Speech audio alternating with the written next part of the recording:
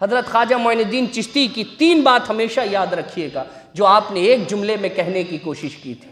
آپ نے کہا تھا کہ اللہ کا مقرب اور سچا مسلمان، اللہ کا ولی وہی ہو سکتا ہے جس کے پاس 3 صفتیں ہوں اللہ کے مخلوق کی۔ پہلی صفت دریا کی طرح سخی ہونا۔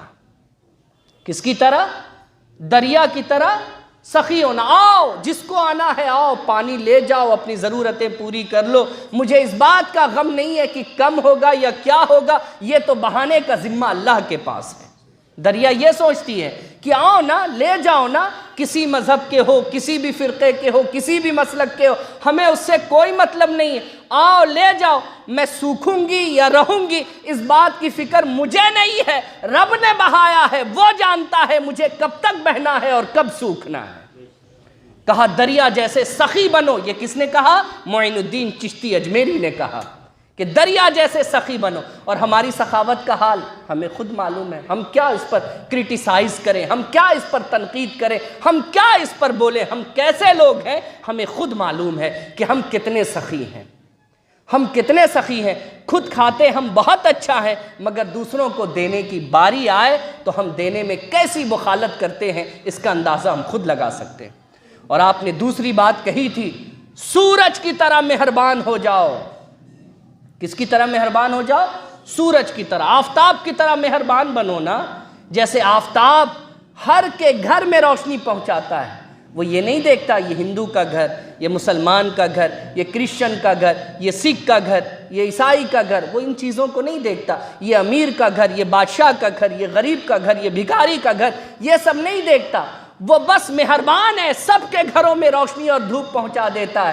کہا اگر اللہ کا مقرب بننا ہے تو ایسے انسان بنو کہ سب تک محبت کو پہنچا دو، سب تک اپنی خدمات کو پہنچا دو۔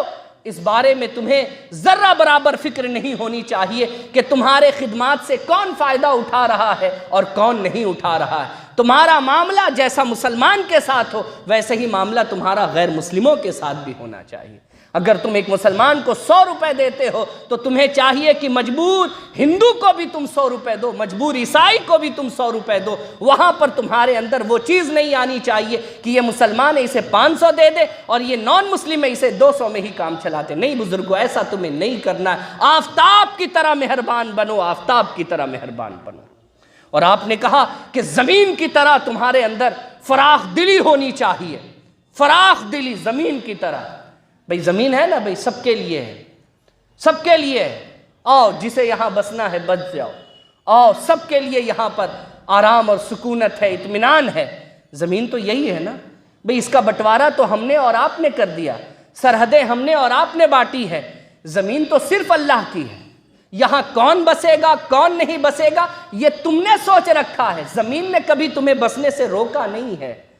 کہا تمہارا حال ایسے ہی ہونا چاہیے، جو آئے تم سے فائدہ لے جائے، کسی کو ذات اور پات کے اعتبار سے بانٹو نہیں، الگ نہ کرو۔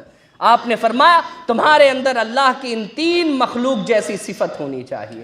اگر تمہارے اندر یہ 3 صفتیں ہیں تو یاد رکھنا تم اللہ کے مقرب ہو اور تم ہی سچے مسلمان ہو۔ میں کہتا ہوں بزرگوں، اگر معین الدین چشتی اجمیری سے اگر آپ کو محبت ہے، کھچڑے بناؤ نہ بناؤ، زردہ بانٹو نہ بانٹو، فاتحہ کرو یا نہ کرو، اگربتی جلاؤ یا نہ جلاؤ، کوئی فرق نہیں پڑتا، ان 3 باتوں پر عمل کر لو۔ میرا دعویٰ ہے غریب نواز اللہ کے حضور تمہاری سفارش ضرور کرا دیں گے، لیکن یہ 3 صفت تمہیں اپنے اندر لانی ہوگی، کیونکہ یہی وہ 3 صفتیں ہیں جو مسلمان کو واقعی اور مذہبوں سے الگ اور بہتر بناتی ہیں۔